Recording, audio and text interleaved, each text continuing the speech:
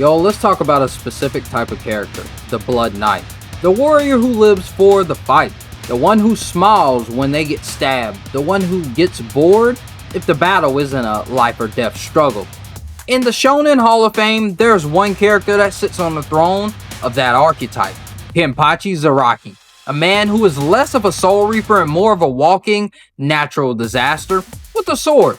We love him for it. He's pure, unfiltered chaos. But what happens when a character like that, a force of nature built on the love of battle, comes face to face with his own reflection in a cracked and twisted mirror?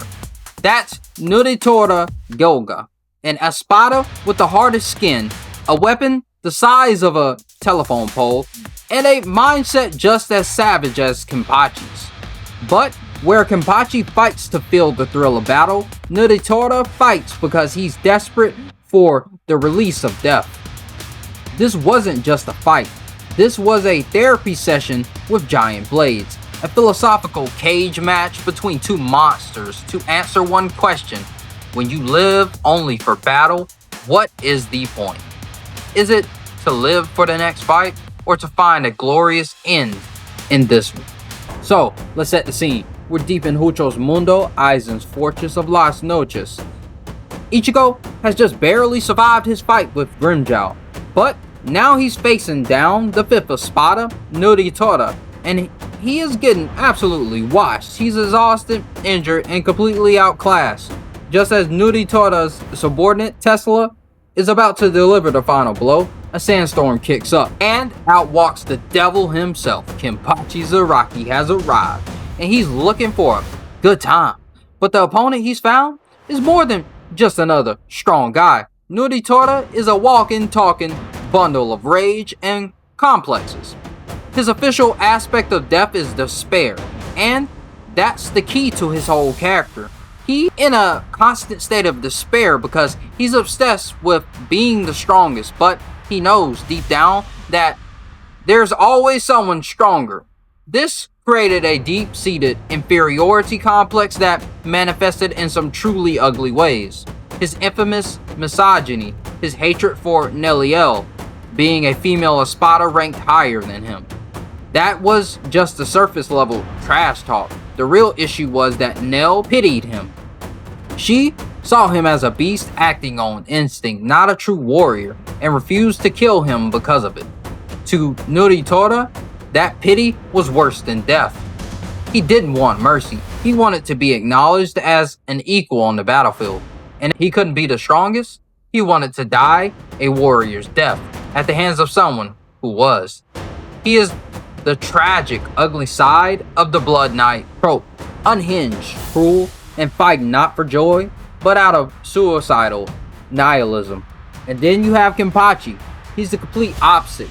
He also lives for the battle, but he fights to feel alive. His battle with Ichigo fundamentally changed him.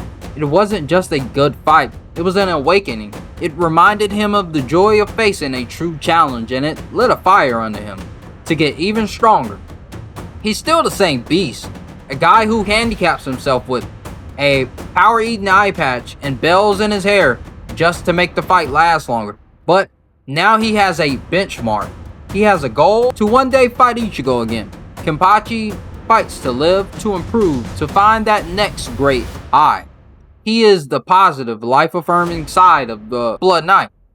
So, when these two finally meet, it's a perfect storm. The man who wants to die a warrior's death has just met the man who defines his entire existence by being a warrior. It's everything Nuritora ever wanted, and it's going to be his undoing. The fight kicks off, and right away, we have a problem. Kenpachi, the man who can cut literally anything, swings a sword and it bounces right off Nuritora's skin. Nuritora boasts that he is the strongest Hiedo, or spiritual armor, of all the Espada. And for a moment, it looks like he's right. Kenpachi is getting frustrated. He's swinging with all his might, and he can't even draw blood. This is a massive moment. We've never seen Kenpachi struggle like this. He's always been the one with the overwhelming power. Now, he's the one who can't break through. But this is Kenpachi Zaraki we're talking about. Getting pushed into a corner is his happy place. He takes off the eye patch. The limiter is gone. And with the master surge of Reiatsu, he does it. He cuts Nuritora deep. For the first time, Nuritora feels the fear of being wounded by this monster. But the fight is far from over. Nuritora pushed to the limit, decides to release his Zanpakuto. His Resurrection, Santa Terasa, turns him into a six-armed praying mantis of death. And that symbolism is layered as hell. In the real world, female praying mantises often devour males after mating. Nuritora, a character defined by his hatred of a stronger female, transforms into the very creature that embodies that dynamic. It's a visual representation of his own despair and his death wish. With six arms, Nuritora completely overwhelms Kenpachi. He's blocking, he's slashing, he's stabbing from every angle. Kenpachi, all his power is getting diced up. He's impaled, bleeding from dozens of wounds, and for the first time since his fight with Ichigo, Kenpachi Zaraki is on the verge of death. As Kenpachi lies on the ground bleeding out, he starts to think. And for a guy like Kenpachi, thinking is a dangerous thing. He always relied on pure instinct, pure power. But that's not working here. He needs something more.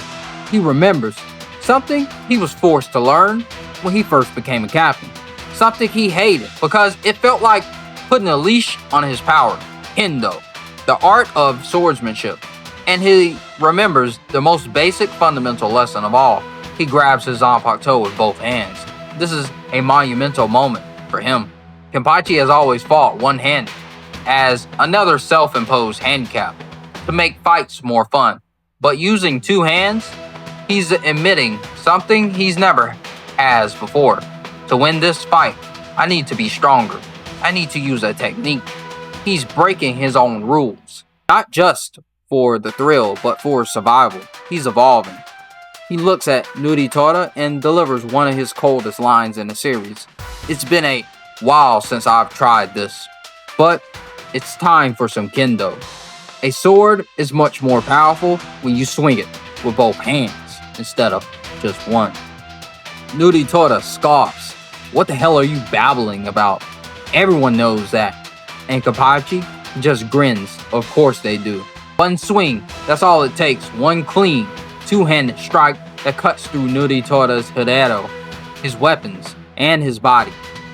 The fight is over. Kenpachi's line wasn't just a taunt. It was a final judgment on Nuritora's entire philosophy. Nuritora, with his six arms, was holding six weapons, with one hand each. He had more weapons, but he never had more commitment. Kenpachi, two-handed grip symbolized his total focus on a single goal, winning and living.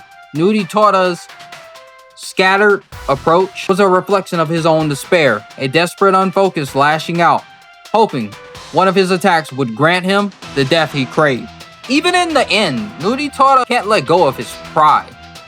He refuses to accept Kenpachi's mercy, demanding a warrior's death, and Kenpachi, respecting the code of battle, grants him his wish. Nuritora dies on his feet, getting the end he always wanted. But it's a hollow victory. He never surpassed Nell. He never found salvation. He just found an end to his despair. Kenpachi, on the other hand, walks away, having broken another one of his own shackles, one step closer to unlocking his true monstrous potential. The battle between Kenpachi and Nuritora is a masterclass in character-driven conflict. On the surface, it's just two psychos trying to kill each other. But underneath, it's a story about why we fight. Kenpachi is the embodiment of the will to live through combat, to constantly seek new heights and new thrills. Nuritora is the embodiment of the despair that comes from that same lifestyle.